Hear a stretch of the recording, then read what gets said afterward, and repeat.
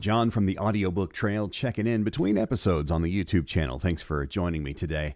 I just wanted to touch base with something that's not keeping me up at night, but I may be losing a little sleep over it. In the description below this video, you'll find a link to an NBC News story that was captured a few days ago and featured a peer of mine named Tonya EB. Tonya is a very talented narrator who's been doing audiobooks for twice as long as me. She's been in the business a long, long time, probably has seen almost everything. And she described very courageously how her work is suffering because of AI. Her bookings are down. She talks about numbers like 50% less business and suspects AI as being the culprit. And I will tell you as a narrator that my bookings are down. I would say, I haven't run the numbers, but probably at least 50% as well.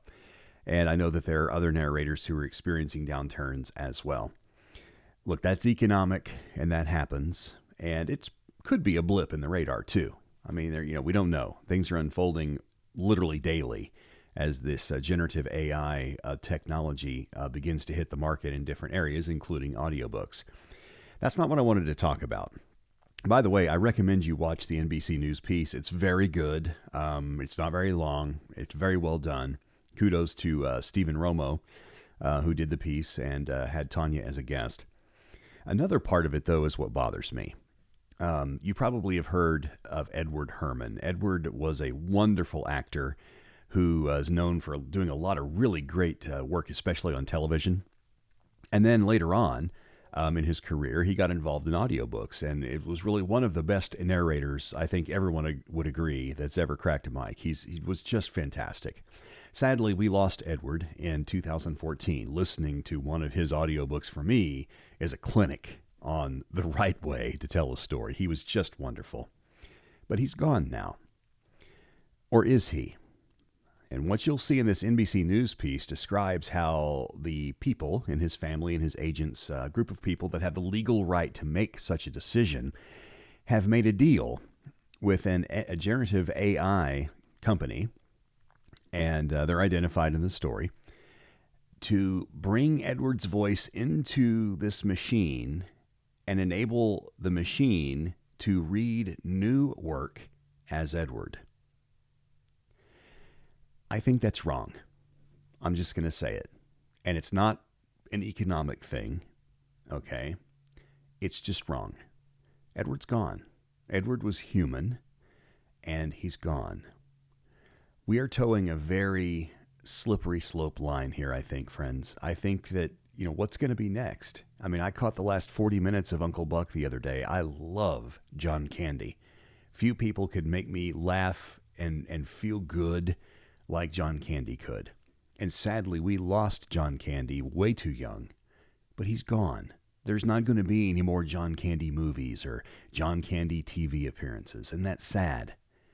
He left us with a great body of work. We can go out and watch our favorite John Candy pictures anytime we want, but there's not going to be any more. Or is there? Could somebody come along? I mean, how far are we away from being able to create a visual image of John Candy using, some kind of new technology? We already have his voice. Is that okay? Can we bring back, actors from old that are gone? And can we have new Three Stooges shorts, even though those gentlemen have been gone for a number of years? At what point are we as consumers of art going to say, this is not okay anymore? We're drawing a line and we're not going to go past this. Me personally, as a consumer, I don't like this new idea where we can bring people, now he can create new works, because he does, after all, have one of the great voices of our time in audiobooks. I'm not arguing that point. What I'm saying is he's gone, and we have his work that we can enjoy, but I don't think it's right, regardless of the arrangement. It's not economic to me. To me, it's a question of, we humans have a finite lifespan. I mean, that's a truth that children understand. My grandparents have been gone for a long time, but all four of them are gone. And I have photographs, and I have memories and slides and all kinds of memories, but they're gone. That's part of our humanity. We all cope with that loss. shouldn't the same be true with artists that we admire? Anyway, I think we should think about that as consumers because, as is the case in most areas, I would argue in all areas, consumers are the ones that make the ultimate decisions, aren't we? If we're not willing to buy things, then producers are not going to be willing to produce things. And I think, for me, this consumer is going to have to draw the line with this. Tell me what you think in the comments below, or let us know on the audiobooktrail.com, and let us know what you think about this, because this is an issue that's in front of us right now, and every week it's evolving more and more and more, and it's not going to stop unless consumers set the boundaries, I think. Well, that's all I have for you today. Thanks for listening. Again, audiobooktrail.com is a place where you can share your thoughts, and of course, down in the comments of this video as well. Like and subscribe if you please. We'd sure love to have you aboard. We'll see you on the next episode coming soon of the Audiobook Trail. Bye for now.